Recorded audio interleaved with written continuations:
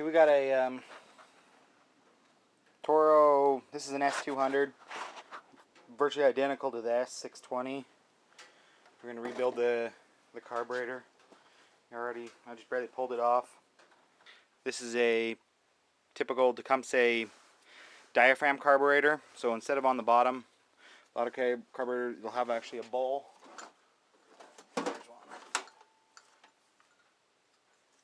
There's one. They actually have a bowl on them. These just have a set of diaphragms. And those diaphragms dry out and you need to replace them. First thing, let's take off this little guard on the front. It just directs airflow.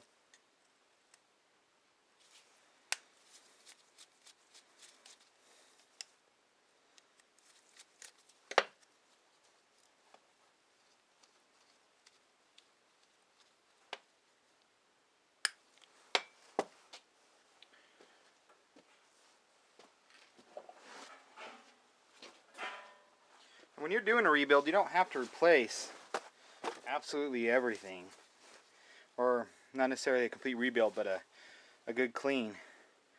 Like the little gasket on the front makes no difference whether or not you replace that. Serves no purpose. Safety glasses, using carburetor cleaner. Inevitably it'll always spray back in your eyes. I put my fingers over the front and back hole and I just spray off the outside. Just want to get it clean, semi-clean. No point in cleaning the inside if your outside's filthy and you're just going to transfer dirt back and forth.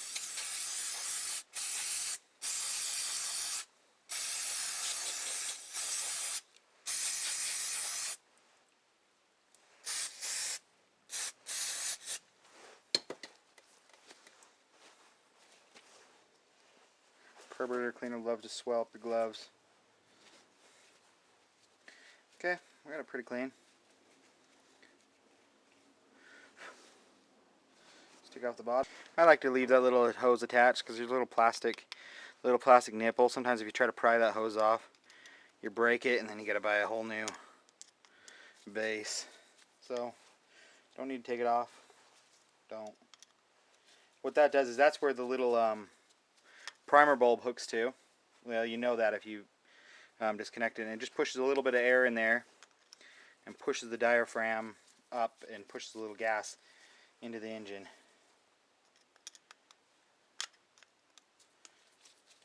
Pay close attention to how this comes apart, because there will be the diaphragm, but there'll also be a second gasket. And you see this gasket has there's actually a little gasket and then the diaphragm underneath. I'll show you here in a minute again. Use the best thing to take these things off. It's a razor blade. Start under a corner.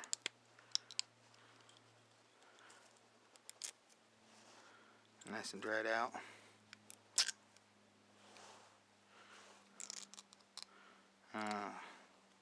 That fuel doesn't look good either. That's probably why the engine won't start. So let's just. Oh, broke a razor blade.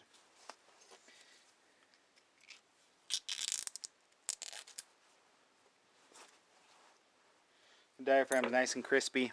When they get crispy, they don't work.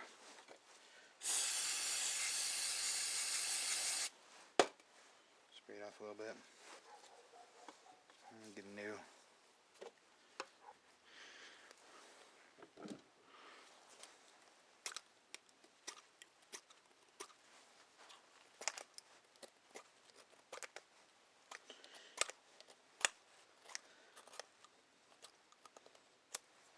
Never had a diaphragm stuck on this bad.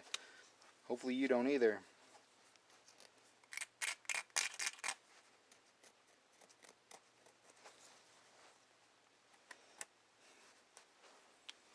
I think it's safe to bet this one's never been replaced.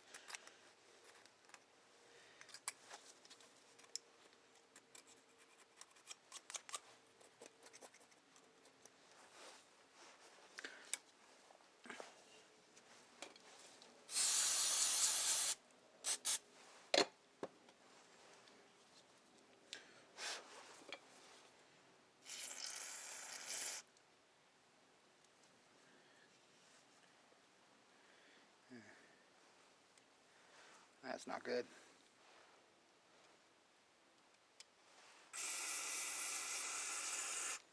What I'm doing is I'm pushing down on the little, that's actually your needle and seat. I'm pushing down on it and spraying in. Just spray the fuel through. Spray all the contaminations.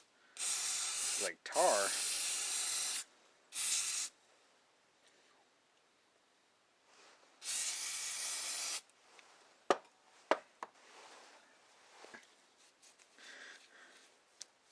Now if you take that out, you can replace your needle and seat if you want, but I don't replace them unless they're leaking. And the way to tell whether or not they're leaking is, first of all, if it's on the engine and it leaks, you know it's leaking. Or if you haven't put gas in, you don't even know if it leaks or not, is you actually put your mouth on there, blow.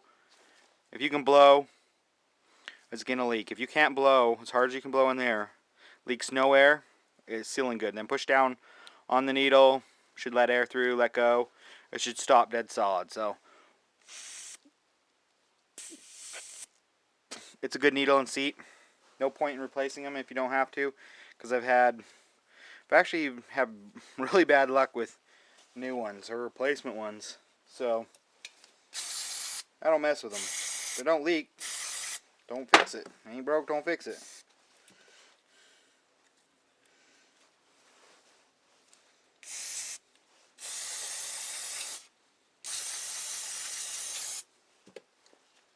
Okay, now I'm going to do my high and low jets. What I'm going to do is I'm going to remember, I haven't even touched them. And generally don't touch them because they're set usually where they should be. So unless you've already played with them, but I'm going to notice that this one, the positioning of it, to me it looks like it's pointing at 10 and 4. So I'm going to rotate it in, half turn 1, almost 1.5. So then I'm going to remember that. So now I can back it all the way out. So now I know it's about 1.25 turns out at 10 and 4. I'm going to write that down. 1.25, 10 to 4, and I know the exact position of the screw. Do with the other one. Don't screw it in hard, just lightly. This one's actually probably 11 and 5. 11 and 5, yeah. So half, about 1. So we're going to say 1, and it's at 11 and 5. 1 turn, 11 and 5.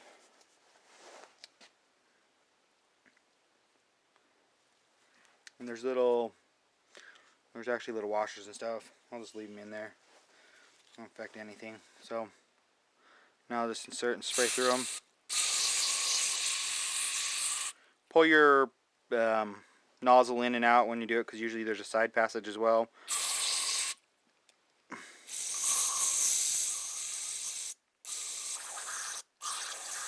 There we go. Spraying down into the carburetor,